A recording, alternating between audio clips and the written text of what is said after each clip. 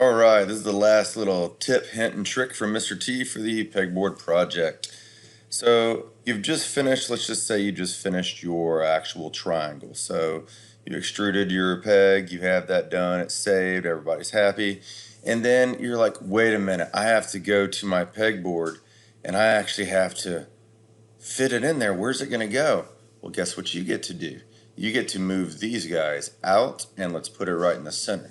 Now, there are a couple of ways you can do this. So, A, if you really want to, you can simply go to the assembly and double click on that pegboard. And what it does is it automatically will bring up your part file.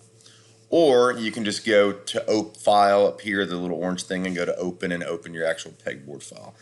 Now, this is where if you did not pay attention to your browser over here and you have like Sketch 15, 16, 17, this is where it's going to cause a lot of issues. So you make sure you go and delete all those, as I recommended, if it doesn't pertain to anything. This extrusion deals with that, and if you want to see the actual sketch, there it is.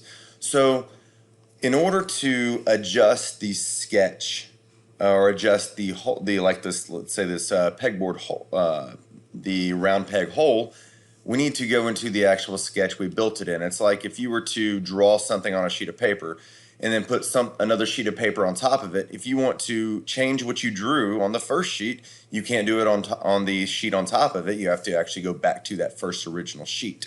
So if I want to move this guy and change the dimensions to have room for my triangle, I have to go into the actual sketch. So I need to figure out which sketch it is. Is it this guy? No, that's the square. Is it this guy? Oh, there it is. So I need to go into the actual sketch, double click it, and then I can actually just go to my dimensions and be like, oh, well, it needs to be 1 inch. I don't know what it needs to be. I'm going to leave that up to you. So I want you guys to kind of try to figure out where it should be. Obviously, it shouldn't be touching that leg because if this one was a little too close, let's see what it looks like since I moved it. So I just moved it and I just hit finish.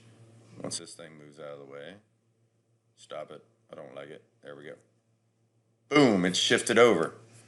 Oh, now if I do that and I resave this pegboard, let's just say I resave it, boom. Then I go back to this. Uh-oh. That actually should be moved over now. That might, oh, now it moved over. Let's see if it's touching.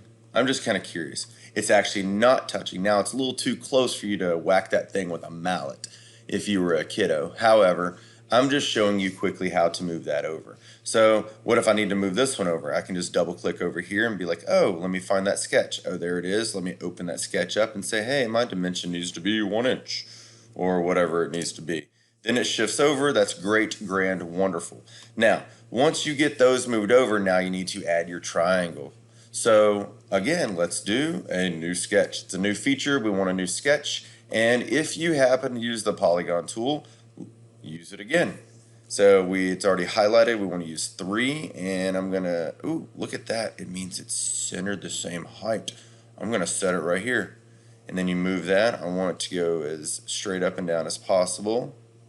So let's see if we can make that happen. That's almost there. Oh, that looks good. And then I'm just gonna hit enter, maybe, or left click actually.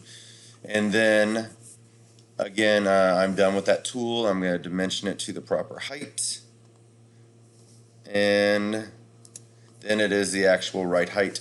Now, the problem is this actually is lined up there.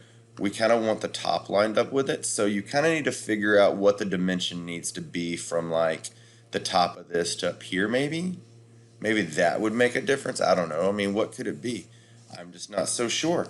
So whenever you figure out what it is, you get it dimensioned, you finish your sketch, and then you can right-click extrude, and we don't want to go that way, we want to cut it. Boom, there is our hole. Hopefully everything else is in the right spots. Then we can save our updated pegboard, and let's see what happened on our actual assembly. Check this out. There's an actual hole in our assembly. We have updated it. It is amazing.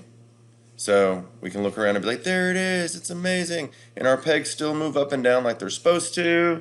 And oh, I need to go ahead and easily place in my other peg, so my triangle peg, and this is where you may or may not want to pay attention to little things that are not faces.